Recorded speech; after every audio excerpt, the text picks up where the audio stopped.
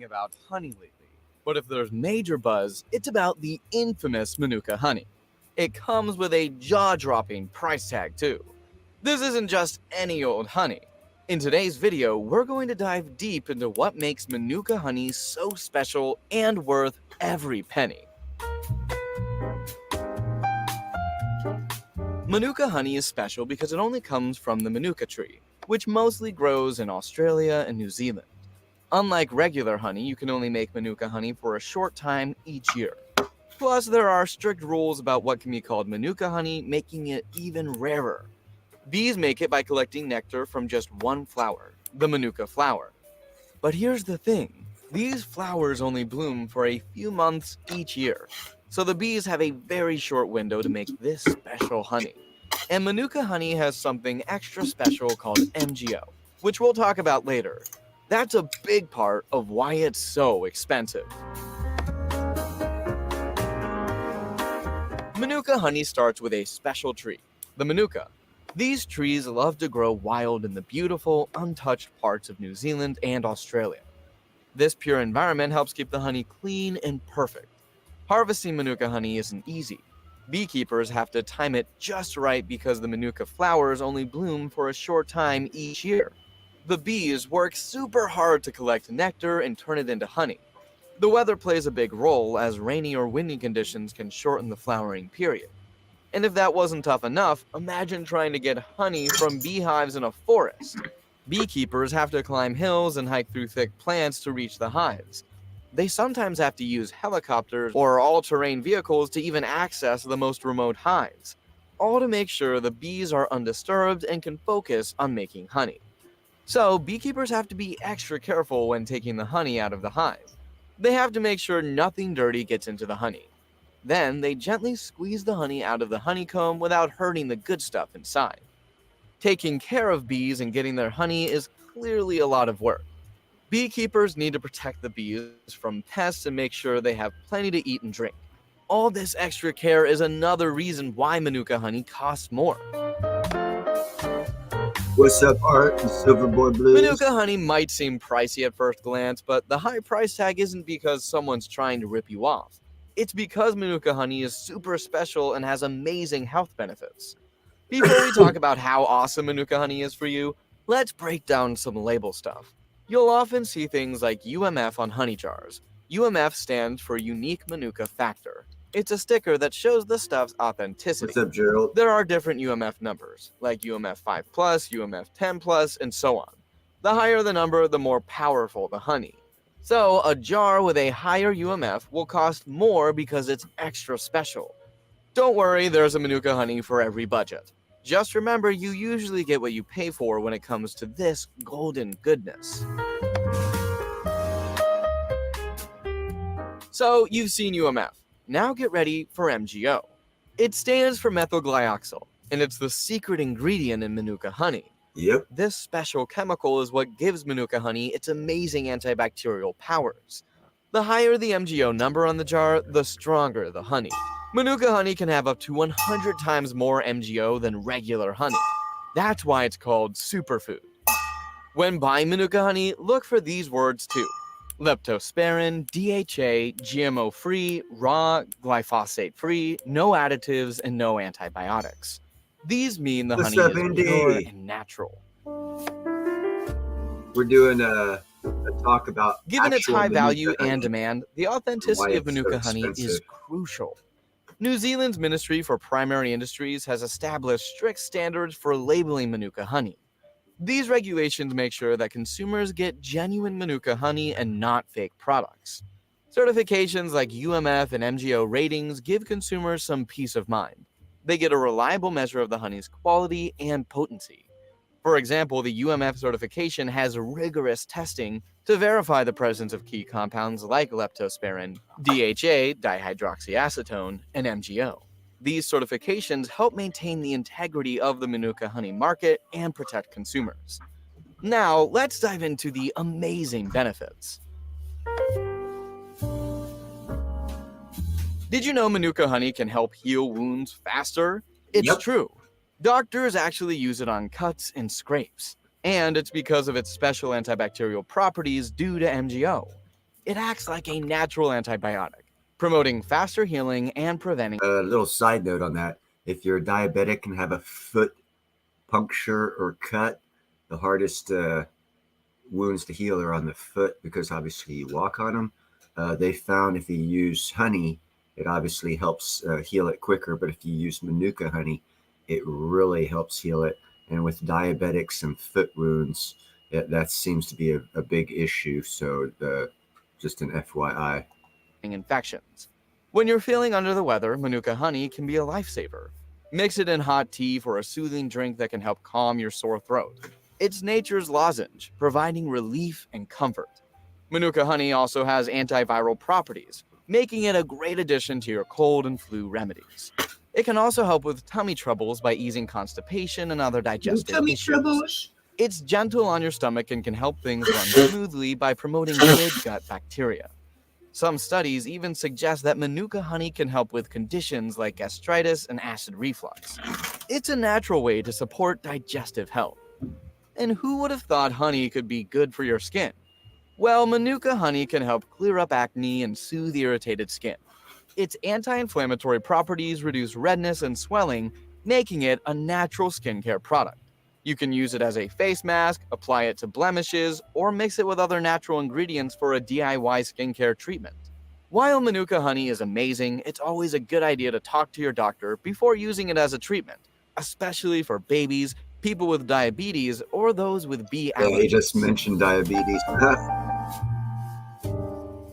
Manuka honey isn't just expensive, it's delicious. It has this rich, sweet flavor that's way better than regular honey.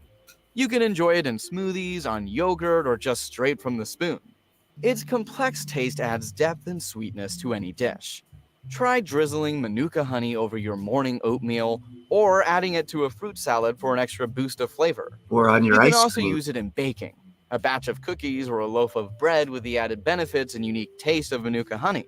It pairs beautifully with cheeses, adding a sweet contrast to sharp, tangy flavors. And she's For a savory twist, use Manuka honey in marinades or glazes for meats. A honey glazed chicken or salmon with Manuka honey can elevate a simple dish to a gourmet meal. The possibilities are endless. So while Manuka honey might cost a bit more, it's like getting a superfood, a medicine cabinet, and a delicious treat all in one. It tastes great, heals wounds, soothes sore throats, and helps with digestion. Plus, it's packed with benefits for almost everyone in your family. So it might cost a pretty penny, but think of it as an investment in your overall health and well-being. Manuka honey is a natural medicine cabinet and a delicious treat all in one jar. Well, there you have it. Have you tried Manuka honey before? If you want to know, And there you go. Give you a little lowdown on the Manuka honey. People were talking about it. Another thing he didn't mention was there's only a couple tons of it produced every year, and it varies depending on the flowering. But yet there's 3 times that amount that they harvest gets sold. So really check out the Manuka honey because there's a heavy fraudulent sales business in the Manuka honey sales because it's such a great plant to extract honey from or extract pollen, turn into honey.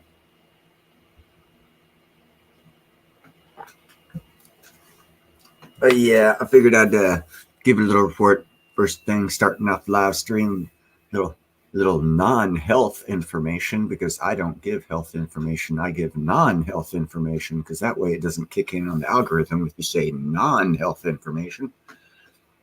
And I'm not a doctor and I'm not a health expert. Gotta throw in the knots, ties things up pretty good, knots do.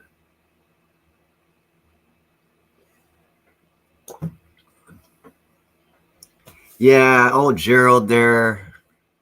He's too good a damn cook to be on this show talking like that when I'm hungry. I'm thinking about blocking any words that have anything to do with food. I'm just kidding, obviously.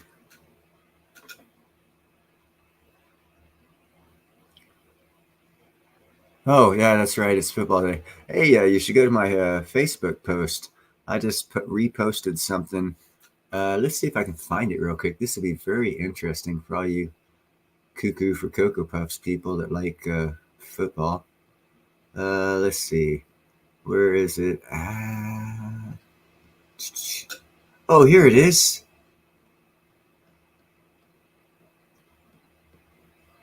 Hold on, more copy. This is as of 2017. Not very recent, but so the numbers I'm sure will have changed. Check them numbers out. Yatch! Yeah, that's enough to freak you out.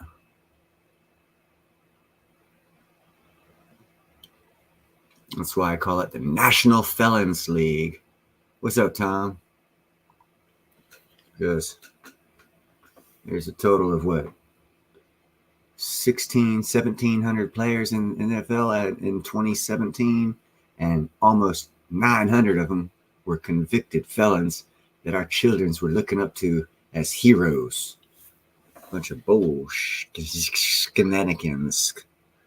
That's why I don't watch the National Felons League. It used to be a respectable thing that you could look up to and have pride in your team and whatnot, knowing that they weren't rapists, murderers, and drug dealers. But nowadays, most of them are rapists, drug dealers, and murderers. So, you're giving your money to the wrong people, but, no one does things intelligent anymore.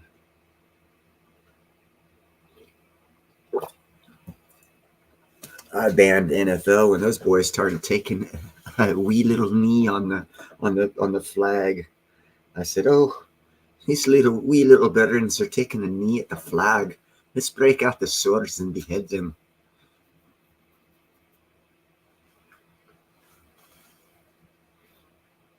Yeah, 50%, Tom. That's why I don't support the National Felons League. And that's why I call them the National Felons League, because hell, if they had just 10% of them was felons, that would be too much. But 50, yeah, they're sold out.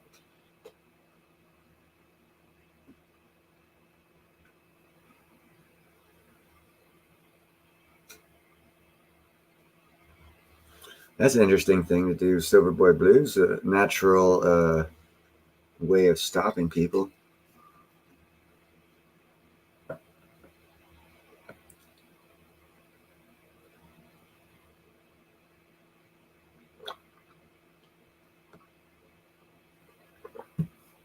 Yeah, Gerald is a chef. You hand him lemonades and poop, and you'll have lemonade flavored poop soup. That's a bad example. No, the stuff he sounds, it sounds amazing. I'm not into all that good fancy cooking. I'm down with just steak, potatoes, lobster, crab with some butter.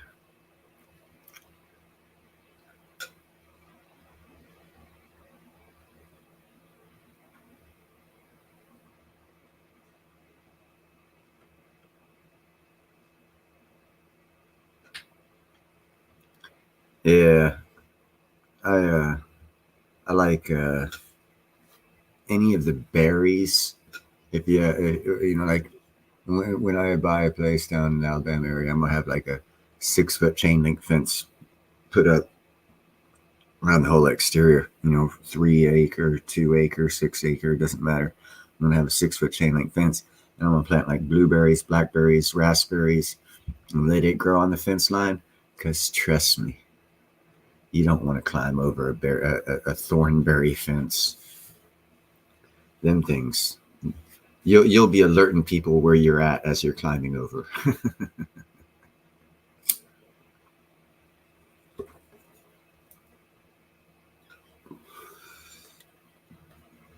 I like using nature. Nature does a lot of good things for you, and it also brings in a lot of different types of bees. The different types of like blackberry, raspberry, blackberry, raspberry, boysenberry. They bring in carpenter bees and bumblebees, different species of both, along with the different species of honeybees, and a lot of other pollinators that you're actually not well aware of. So they're actually good to have around, especially if you just, like I said, line your property with it. You'll have pollinators all throughout your property. You'll have full pollination year round of anything that you have in your yard, plus a little bit of natural security.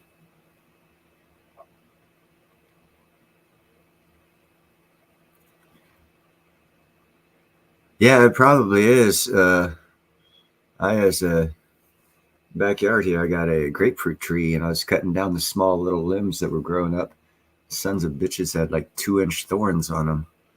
I looked like I got in a fight with Ezra, and not over scissor hands, but with Nailhead.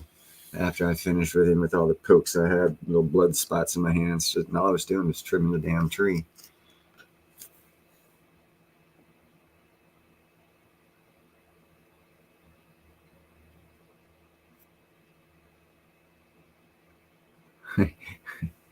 Yeah, that's awful. Keep laughing. Yeah, it's awful. No, I'm kidding.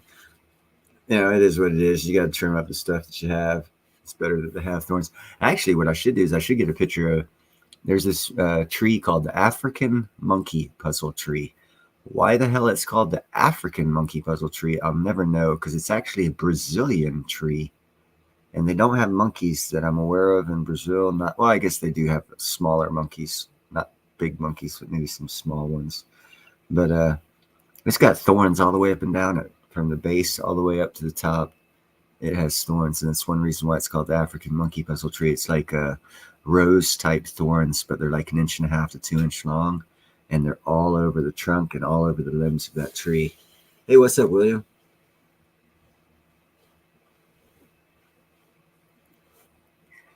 Oh, it's all right. It's all right. Silverboy Blues. Laughing is a good thing. And laughing at other people's pain as well. That's always funny, especially if you know them, because then you know you're friends. Because people that are come up to you when you hurt yourself and say, "Oh, are you okay?" They're not your friend. They're probably a stranger. Your friends are kicking back, going, "Ha! Look at that dumbass! I told him he's going to hurt himself. No, he's okay. Don't bother with him. We'll take him to the hospital later." Those guys are your friends.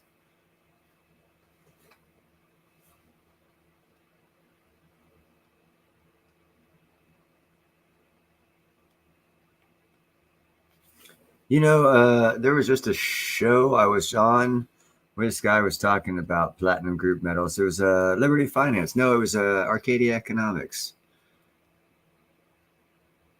I think it was Arcadia Economics. Could be wrong. He was talking about platinum group metals.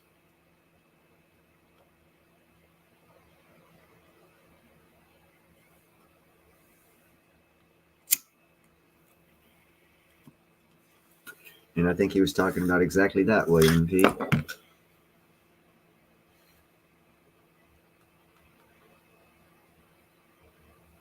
Very interesting conversation he had. There's a lot of new tech just around the corner. Buy yourself some platinum because it's going to be freaking needed big time for the new tech that's just around the corner. But then you got people like this dude who goes onto Ron's basement that thinks he's a coin shop dealer that knows nothing about and doesn't even care about platinum group metals. It's very sad that people bring their feelings into investing and research. I'm looking at these other metals that aren't precious metals at all. They're just different metals that are very rare that because of the use cases coming up will probably jump them up in price, which indeed makes them like houses. You buy this one metal that's not a precious metal, but this one metal, say $100 an ounce, and it jumps up to $3,200 an ounce. You just made 3,200% profit on an investment of a mineral asset. And there's a couple of those out there that I'm going to be buying very, very soon. They're probably going to go up just like I just stated. And I will say, yeah, look, I bought this metal. No, it's not a precious metal. It's just a regular metal. But it went up 3,200 times and I made so much money. I bought 50 ounces of platinum. with the profit. So I'm not real concerned about metals being money and all this other stuff. Bottom line, whoa, that was one hell of a hit. Bottom line is make the fiat money as easy, as cheaply as you can, and convert it into whatever metal you want. You know, if you want to use your hard-earned money to do it, that's cool. You can do that too. I'm a weirdo. I don't do things normal like that. I'll go out and do crazy stuff like grow weed and only put water on it so it doesn't cost me any money, and then sell it and buy silver so that way it's free. You know, that's I just have a different perspective on things. That's just one of many ways I do things. With other profit margins, I'll take a profit margin off something I do and take the profit and buy precious metals with it, because that way it wasn't my money, it was profit, you know.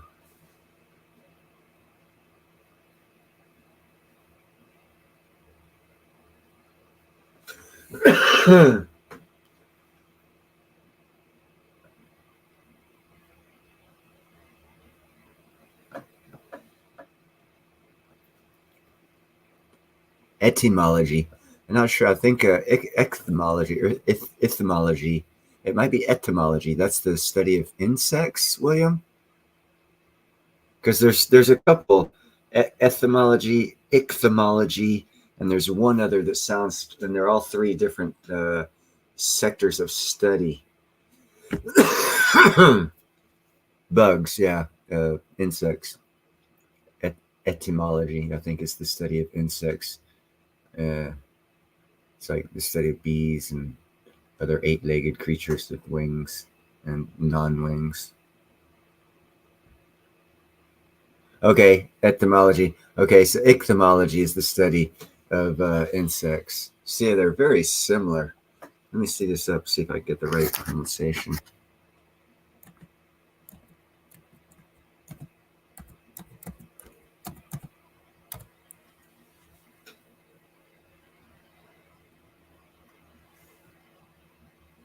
See, it's coming back with etymology like what you have. Let me try this here.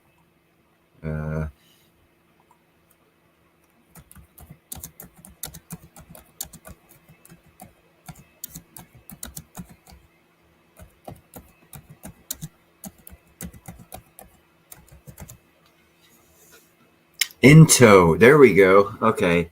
See, this is why I get confused. I mean, I knew it was out there. Okay, that word that you just put up there is etymology, right? Well, check this crap out. Paste. There we go.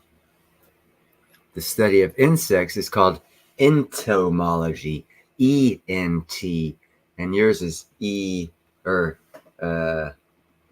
I-C-H-Y. What's that? No, I don't know. No, he spelled it right. William spelled it right. How was it?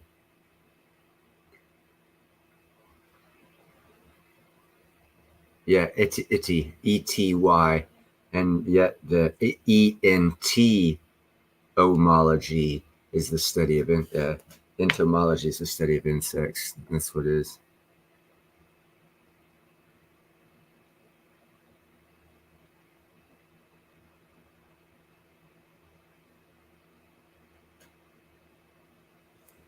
And I'm not sure that spelling is proper on the E-T-Y. I think it's E-N-T.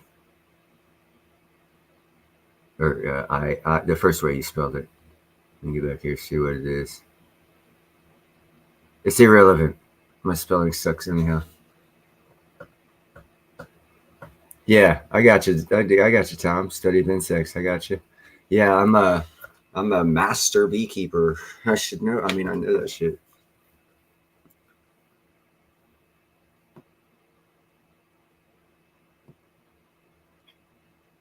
Yes, you can profit. There's most people.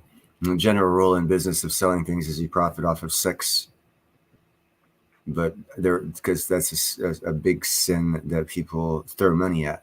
But there are other sins you can throw money at. Vanity being a sin. And you can throw money at products of vanity and make money off of it.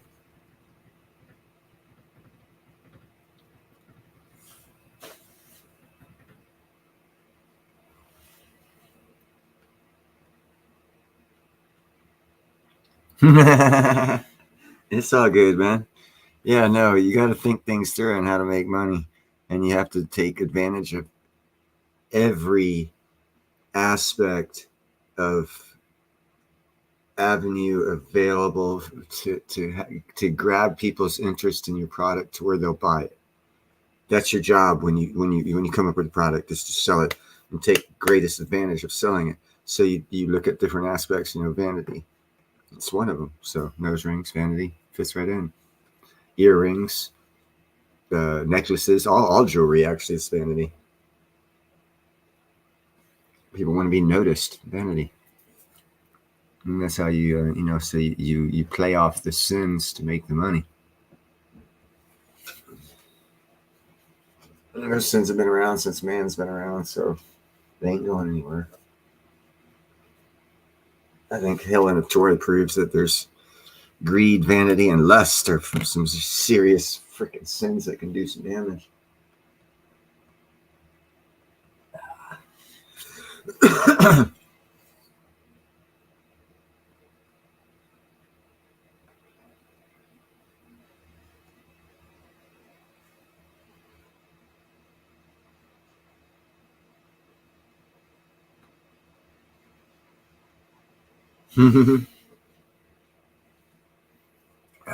Yeah.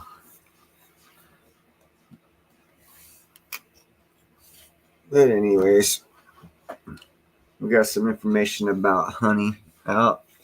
And that's good. I feel good you guys got some information on honey. What's up, gold and silver? Yeah, I was just talking about that. They were talking a lot of the platinum group metals. Actually, 3/4 of the precious metals are platinum group metals. And people concentrate on the two that are not platinum group metals, which is gold and silver. I tended to concentrate on the platinum group metals.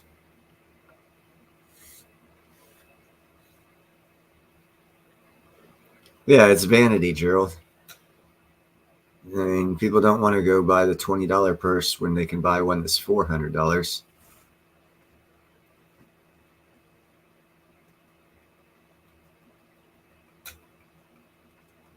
Hey, what's up, Helen? Right on. Thank you for stopping by, girl. Be careful driving, obviously.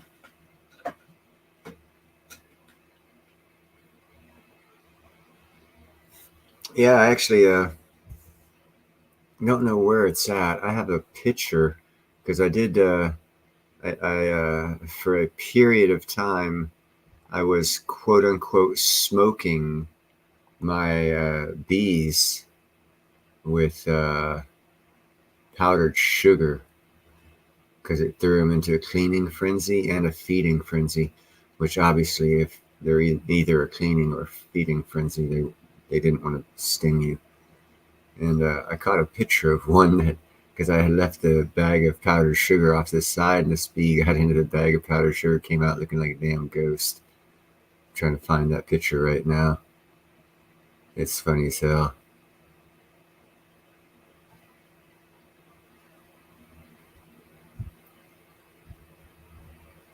Where is it? I have so many pictures.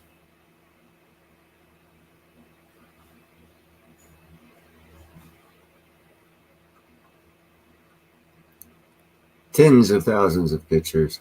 I used to be a professional photographer part-time, but I got paid for it. So if you get paid for it, it makes you a professional. I got paid, so I got paid good money too, actually. Where are you, bee? I'm coming up too. Okay, here's part of the apiaries. No, they're not there.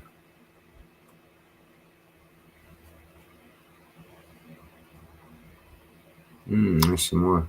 Actually, yeah, I did bee extraction too there for a while. I came up with a system that we did live extraction. Oh hell, I can't find that picture. Oh well, I'll look for it for the next Sunday.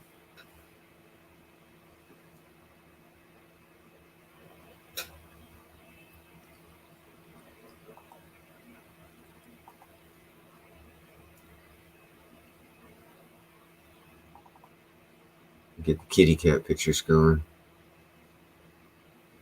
So, has anyone got anything specific you guys would like to talk about?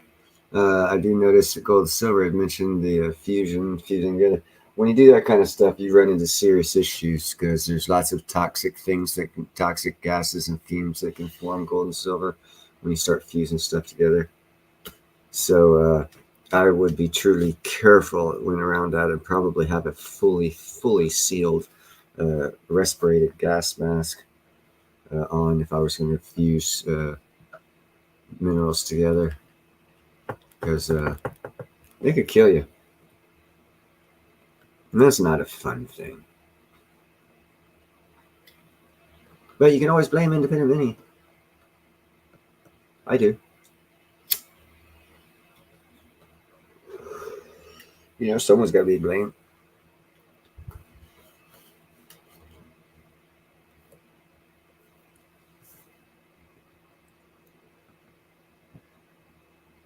And William, did you see my video on Thunder Bay, Canada? They're opening up a platinum mine up there.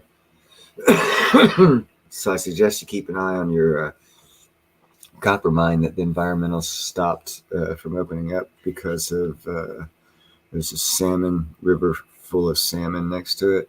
Next year or so, that might change. Those environmental people might not have the same right to sue here shortly, so you might want to keep an eye on that.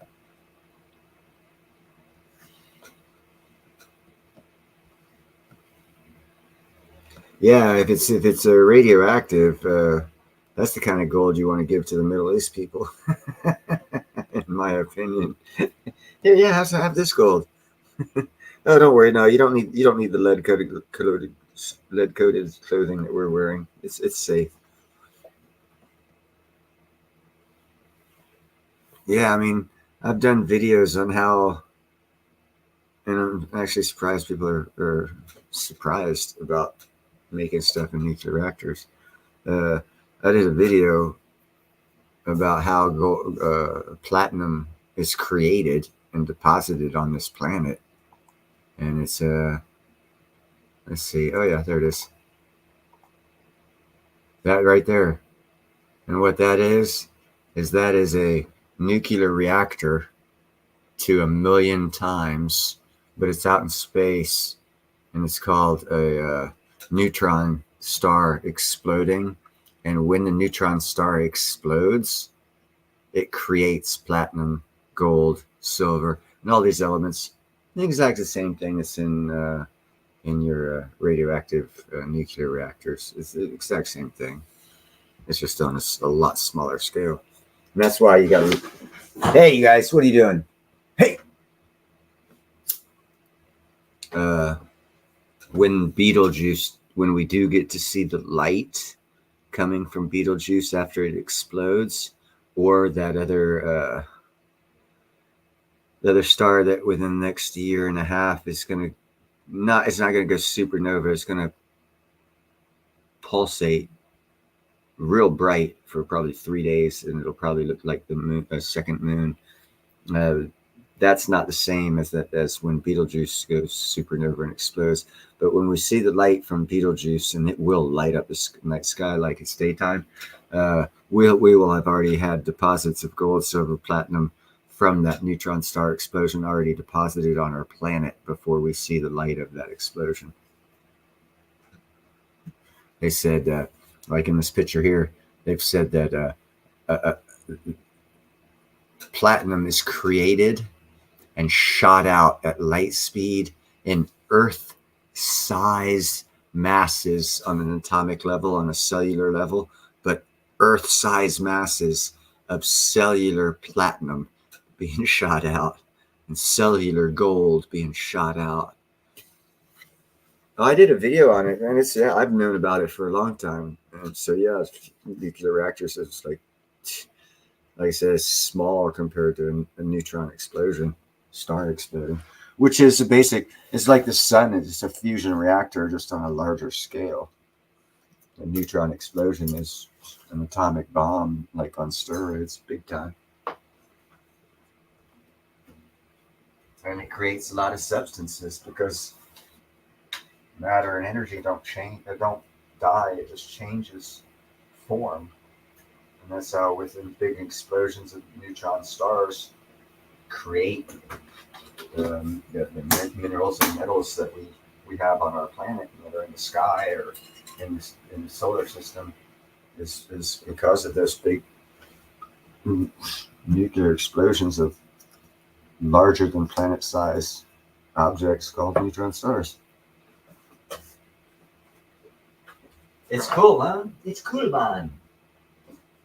Because we be jamming. Oh, and Silverbush Blue, I was looking. And yeah, what we were talking about, everything can be purchased cheap. And there's actually already have square tip nose ring pieces to buy. So it should be a fast turnaround. Next bottleneck will be actually getting the crystallized osmium in significant amounts. So we covered one bottleneck. Working on the other one.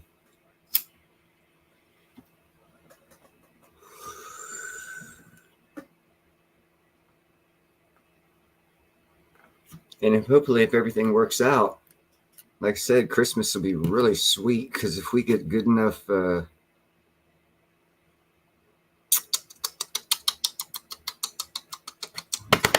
damn, I hate it when words fuck me up like this. Advertising, marketing schemes going with different YouTube channels and other things. We could probably easily sell 1,000 nose rings to 3,000 nose rings by the end of December. Which would make December a very good month for us. And it would distribute out 3,000 pieces of crystallized osmium to the mass public that don't have it right now.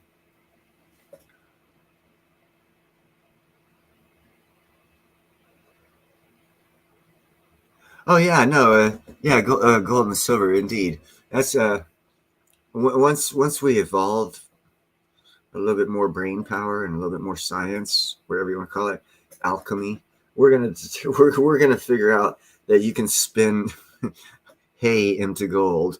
As that story goes. It won't be that easy, but yeah, it can be manufactured. You'll be able to mix and match things and come up with gold. I don't think you'll be able to do it as easily for the platinum group metals, but it can be done probably at a higher expense. I think gold is the easiest to be able to do that alchemy stuff with.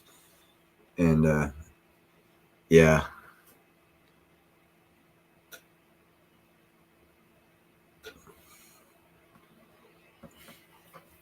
Yeah, so all we need to do is, like I said, I got 25 I can send you, Silverboy Blue, 2mm squares. You guys get just determine, obviously more women wear nose rings than men. So I'll segue to the ladies on style of nose ring because I don't have a freaking clue. But there's a lot of them there. Hey, what's up, Jeff? There's a lot of different styles out there. So, yeah. We can figure it out, man. Yeah, bro. And just start cranking them out. Give them long-lived coins at MCell. Do some more advertisement on other channels. I could probably get Economic Ninja to promote them. Probably get 1,000 sales from that. So it'll happen. We just need to have quite a few already pre-made that I'm almost sure of because they're going to sell out. Hopefully they'll sell out real fast. fast enough to where we'll have to start off with back orders.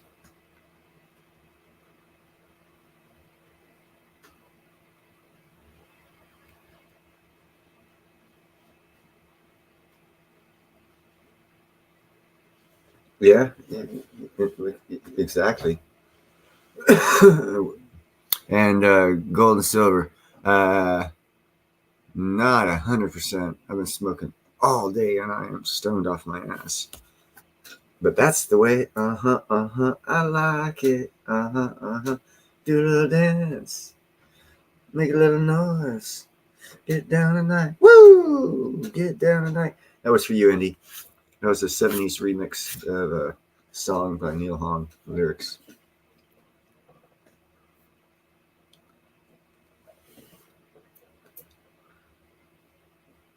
I don't even know what the hell the name of that song's called. I just remember it from, I think it was Soul Train.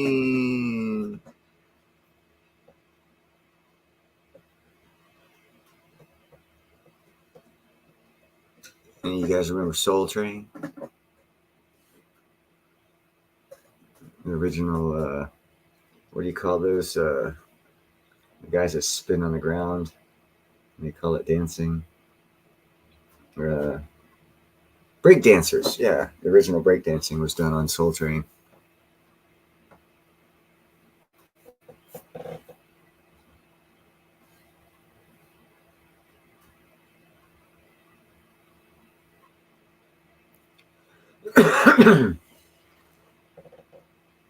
Yeah. See, there's that again. Coin show is a good place to sell some jewelry is too. Have it as a side hustle at a coin show. Introduction to a market.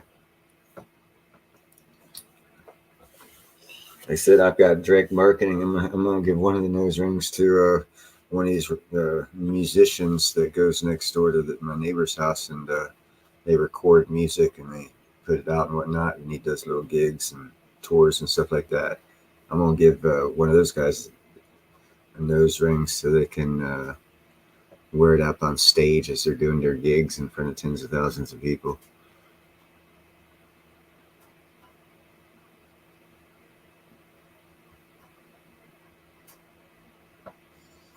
Soul Train's badass, man. I was like, I don't know, man. Before 10 years old, I was listening and watching Soul Train. And then they also had, who was that singer? Jim Croce. He was actually on PBS right before Sesame Street. Right before Sesame Street, Jim Croce came on. And he's the guy who sung, "If I could save time in a bottle, the first thing that I'd want to do." He sang that song. He actually ended up killing himself. But he did quite a few good songs and actually had a TV show on PBS. Yeah, if you could, if I could save time in a bottle.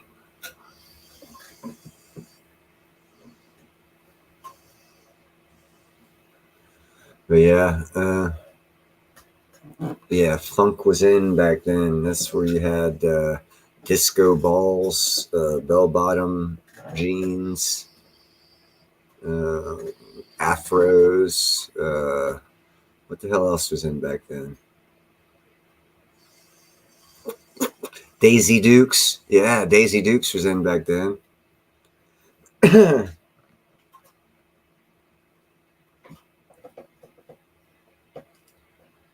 I don't remember what else was in.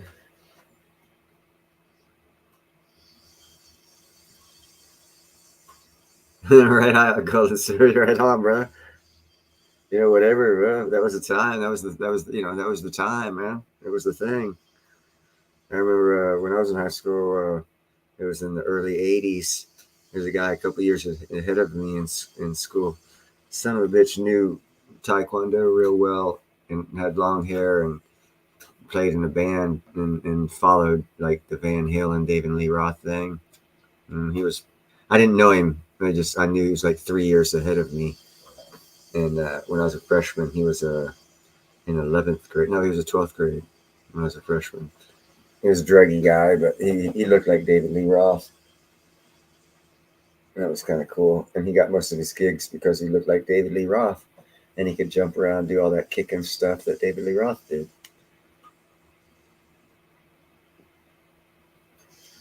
Yeah, man. So that was fun. That was just after disco. I was in Europe during disco, and I was in elementary school. Still had fun. Got into a disco joint in Italy. Second grade, I was on the disco floor dancing those songs. I was just spouting some lyrics off to the owner of the disco. It was a hotel that had a lounge disco bar area, and it was right on the beach. And it was the only place on the beach. We used to go there to get cokes and whatnot. And the owner was a black dude. And I, being a second grader, it just tripped me out. I didn't know, this is fucked up. I didn't know that black people could be anything other than American. I thought all blacks were Americans. And this black guy was Italian. And that was like, it tripped me out. I was like, dude, you're black and you're Italian? Anyhow, he took a liking to me and used to let me and my brother and this black guy my brother hung out with named James White. And I'd go into the disco on Wednesdays after hours. After school, we'd go down to the beach and hang out, and then we'd go to the discotheque. And then we go, they were in 5th grade. I was in 2nd grade, but we were hanging out at a discotheque. I was hanging out in a discotheque in Italy in 2nd grade. And of course, all the ladies loved it. And of course, I loved it because I was about the right angle, height-wise, where those girls wanted to do the bump. They'd be hitting me in my head. I'd be like, oh, yeah. Oh, yeah. Oh, I got some hella stories back then. Some humdingers, as they call them. I actually hosted my first bar party in a foreign country and fed them calamari, and I was in 2nd grade. And I caught the octopus that fed them all. And that's actually what got the party started.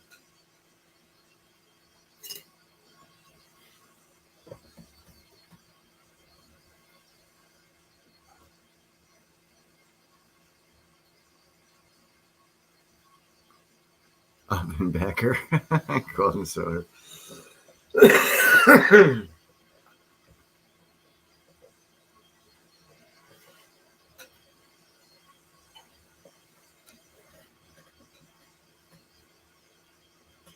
Oh, I got crazier stories than that, man. In Italy, we lived in a little town called Santa Teresa on the island Sardinia, and they used to, they had a center block little area like 14 foot tall, a little 40 by 40, 50 by 50 area, 3 3/4, so the sides were closed off, and everyone in the town would take their trash there, and once a year they'd just burn it, right? And there was lots of wild pigs. They'd have a pig farmer back there, and they'd let these pigs go fuck around in the trash and get food and whatnot.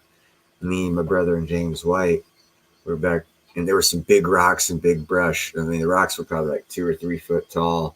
I mean, you get to see a picture of Sardinia, you'll see the rocks I'm talking about. And we were fucking around, and the damn pigs started chasing us.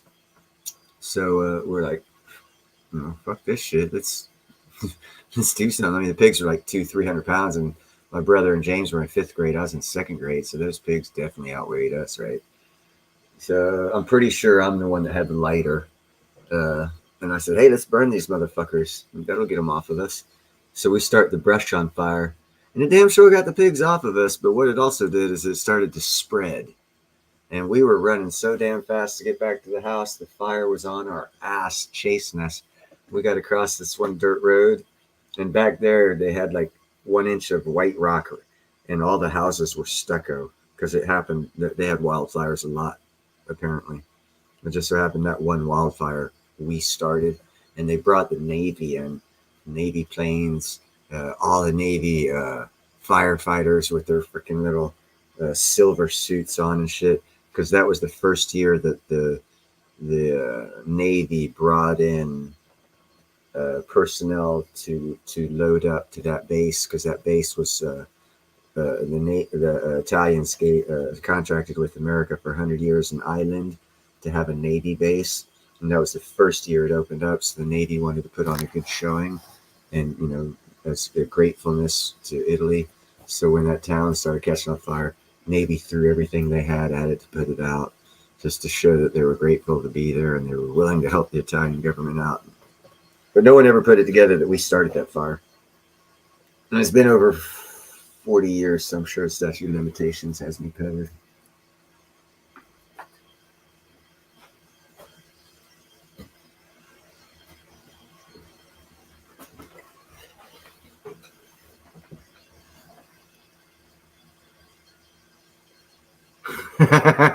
Gold and silver. Only time I was wrong is when I thought I was wrong. Because I wasn't wrong.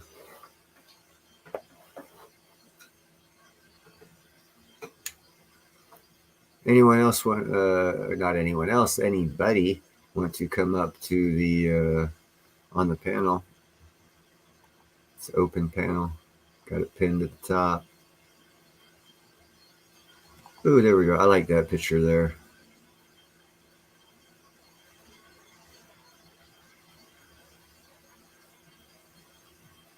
We'll have that one up for a while. La Maddalena. Yes, sir. You are now looking to the west of La Maddalena was the Navy base. And if you go south, because La Maddalena is an island right off the north tip of Sardinia. And at the port, Palau is the name of the town where the ferry boat went into. And then 14 kilometers, what is it, west along the shoreline, that's where Santa Teresa was, and that's the town I grew up in. It's either west or... No,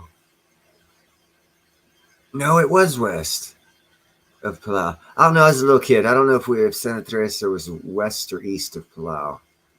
I'm actually having a hard time with that. I don't recall. But it was like 14 kilometers away.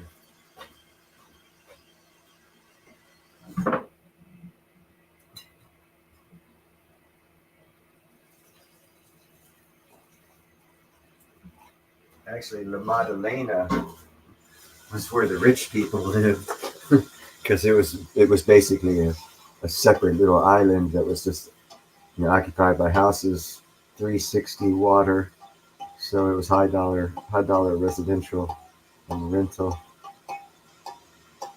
We used to go there. We had friends that were there,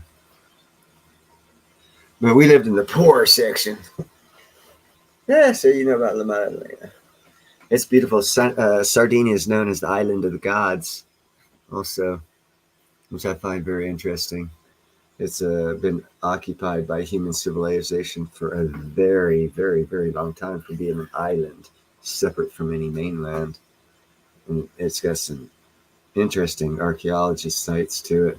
And even better than that, some glorious on the east coast of Sardinia, the rock and beach setup and cave systems on the beach make for some glorious sunrise and sunset picture taking opportunities. And it's like totally award-winning picture, sunrise and sunset. Sunrise picture, sunrise, excuse me, not sunset, sunrise.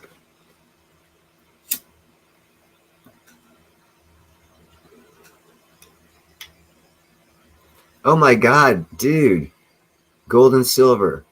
You should have taken them up on that threat. You would have had such an awesome experience, dude. The people. Oh my God, if someone threatened to send me to La Maddalena, I would freaking say, "What can I hit you and get that a guarantee that you'll send me?" That is such. Because my dad obviously was in the Navy, but we got, obviously, as his family, he got sent wherever he got sent. of all the places he got sent, that we were alive and around, La Maddalena, or well, Sardinia Santa Teresa was the most beautiful land. Oh my God, turquoise water, sea urchins, octopus, lobster, sardines. Man, anything you wanted was there in the water. Clams, what the heck else was there? Oysters, all kinds of seafood all around, man. It's beautiful.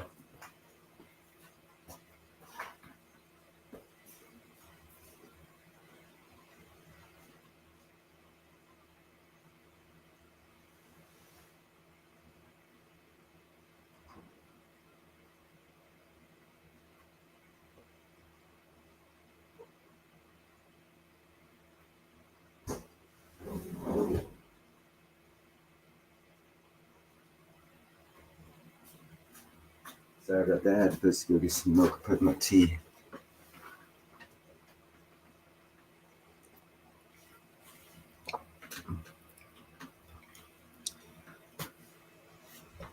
Well, I'm going to go ahead and call this one after about an hour, guys. I've been doing quite a few live streams lately.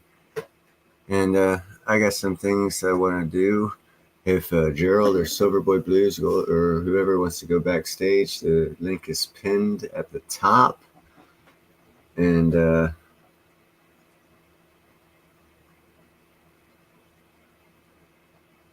right, you guys probably know each other or know someone that knows each other. A friend of a friend, shall we say. But yeah, I'm going to go ahead and end this live stream. If Gerald or Silver want to go backstage, I'll have it open for about 2 minutes. I do appreciate and thank everyone for showing up. Sorry it's such a short live stream tonight, but you know, it is what it is.